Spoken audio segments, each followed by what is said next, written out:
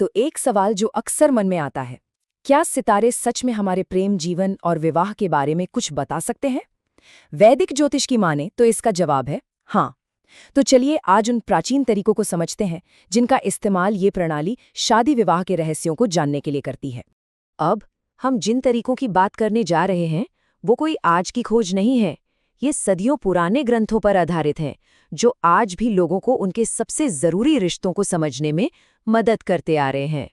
जब भी शादी की बात आती है तो आमतौर पर यही 3 बड़े सवाल मन में घूमते हैं। तो इस सफर में हम वैदिक ज्योतिष की मदद से इन्हीं सवालों के जवाब ढूंढने की एक कोशिश करेंगे। तो सबसे पहला और शायद सबसे बड़ा सवाल, क्या हम एक दूसरे के लिए सही हैं? इसका जवाब जानने के लिए आइए वैदिक ज्योतिष की सबसे मशहूर तकनीक को देखते हैं, जिसे गुण मिलान या अष्टकूट मिलान भी कहते हैं। जी हाँ, 36 यही है वो मैजिक नंबर।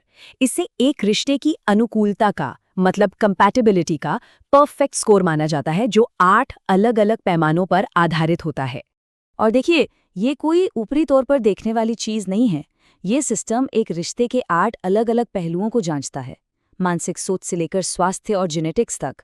और मजे की बात यह है कि हर पहलू का वजन अलग-अलग है।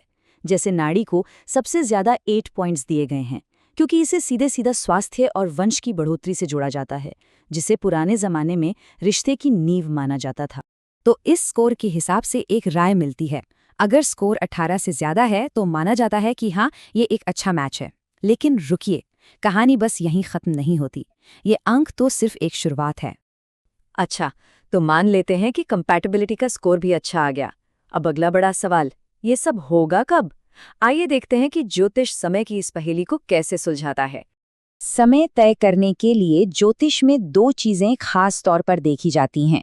पहली है दशा, मतलब ग्रहों का एक लंबा दौर जो किसी घटना का एक तरह से वादा करता है। और दूसरा है गोचर, यानी ग्रहों की मौजूदा चाल। इसे ऐसे समझिए, दशा वादा करती है और गोचर उस वादे को पूरा करने का सही समय लेकर आता है। ठीक है, कंपैटिबिलिटी देख ली, टाइमिंग भी समझ ली, पर क्या कोई रिश्ता सिर्फ इन 2 चीजों पर चलता है? एक गहरा ज्योतिषीय विश्लेषण हमें इन अंकों से बहुत आगे ले जाता है और सवाल पूछता है, इस रिश्ते की असली और गहरी कहानी क्या है? इस गहराई को समझने के लिए 2 कॉन्सेप्ट्स बहुत जरूरी हैं। एक है दारापद, जो शुरुआती आकर्षण और इच्छा से जुड़ा है, और दूसरा है उपपद लग्न, जो शादी की संस्था और जीवन भर की कमिटमेंट को दिखाता है। मतलब एक तरफ है जुनून तो दूसरी तरफ है वो वादा। और फिर इसमें एक और भी गहरी परत आती है, जिसे कहते हैं दारा कारक। ये जामिनी ज्योतिष से लिया गया कॉन्सेप्ट है और ये जीवन साथी के साथ आत्मिक संबंध को दिखाता है। ये बताता है कि ये रिश्ता कर्म के धागे से किस तरह जुड़ा हुआ है।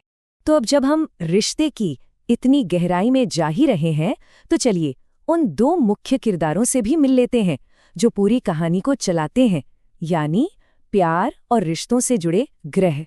ये हैं वो 2 मुख्य ग्रह। वैदिक ज्योतिष में शुक्र ग्रह रोमांस, प्यार और खुशी का प्रतीक है, जबकि बृहस्पति ज्ञान और एक मकसद का। और कहते हैं कि एक कामयाब रिश्ते के लिए इन दोनों का बैलेंस होना बहुत जरूरी है।